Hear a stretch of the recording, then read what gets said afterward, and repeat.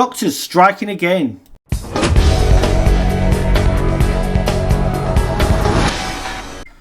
Here we go again now. The junior doctors are going on strike again after getting, what, 22% was it last year? Pay rise?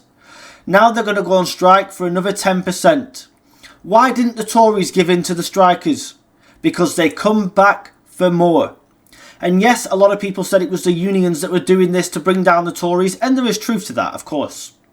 But they were always going to do the same thing to Labour, just like the unions did in the 70s, until Thatcher in the 80s managed to curb their powers. Now Labour, stupidly, through Rayner, are putting the Workers' Rights Bill through, which will give trades unions the ability to strike at will, like they're going to do now, and come back for even more money that we don't have. We literally don't have the money in the coffers to put any more public sector pay rises in there, because Labour have already backed down to all these public sector workers and given them 14 billion approximately pounds worth of pay rises that the country can't afford.